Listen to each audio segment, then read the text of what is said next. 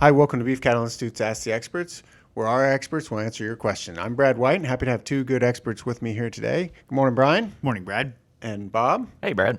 So we've got a good listener question today. Before we get into that, as always, I'd like to remind you, if you have a question for us, you can send us an email at bci@ksu.edu. And as each expert answers the questions, they get up to 10 points for their answers. This question I really enjoy because I think it's a good one and spark a good debate. And the question from the listener was, should I synchronize my cows, estrus synchronization, when I'm using natural service? Brian, I'll go to you first. Well, I have the winning answer, and it's yes. Okay. Yes, you should. No, it does depend a little bit, but I think if you want to tighten up your calving window, get more calves early, maybe have a little more beef to sell, I think synchronization is one of the tools that you should probably consider. Now, I'll caveat that with you're probably not going to use a timed AI program. We're not trying to get everybody, but we do want to kind of try to get more animals on the same cycle. So I think, probably for most people, a single shot of prostaglandin would be a good kind of in between. It's not increasing your management intensively a lot, but it does allow you to maybe tighten some things up, get some more cows on the same cycle. So I'm going to go with yes, you should. Yes, but with specific protocols that are not geared for timed AI. Bob? Yeah, I've worked with ranchers that have made a single shot of prostaglandin, sometime in the first 5 days of the breeding season, and it has worked pretty well.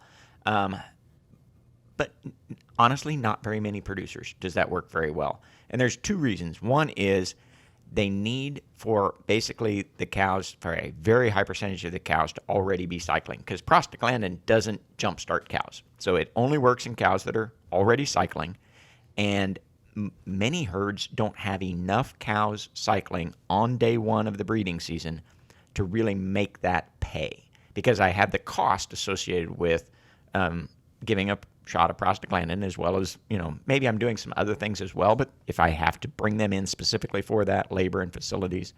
And then the other side is on the income side, this decision is heavily influenced by the price of feeder calves or the price of weaned calves. In that when I do the math, kind of not commonly, the value of the extra pounds that I get from those slightly older calves does not offset the price of the prostaglandin. But some years when feeder calves are worth a little bit more, it definitely does. So, well, the price of prostaglandin plus the working them through the chute. Right. But prostaglandin is not all that expensive. So 5-5, you guys both made valid points, but neither of you have convinced me whether I should or shouldn't. So Brian, I'm going to go back to you. What are some of the things that you think about in this process? Or maybe if I'm going to do it, what do I need to be aware of?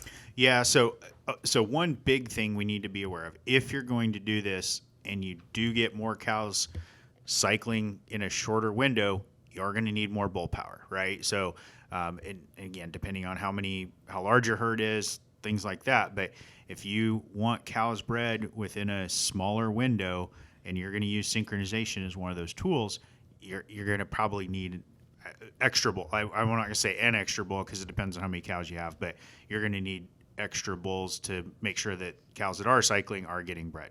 Okay, so great point. Our typical bull to cow ratios are based on their breeding over a period of time, not a few days. So Brian's up to 7 points. Bob?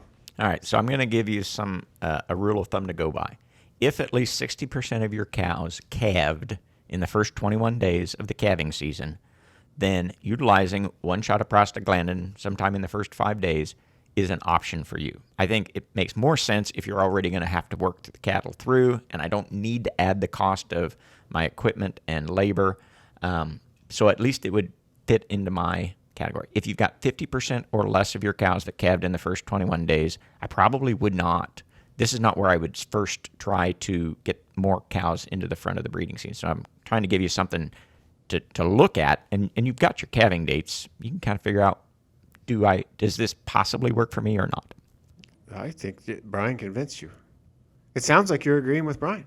I'm saying there's not a lot of herds, though, that have 60% or more of their cows calving in the first 21 days. So you got to have 2/3 of them in the first 21 days, in which case it's only going to move you a few days forward because they were already calving there. They may be calving again. So thank you guys for your input.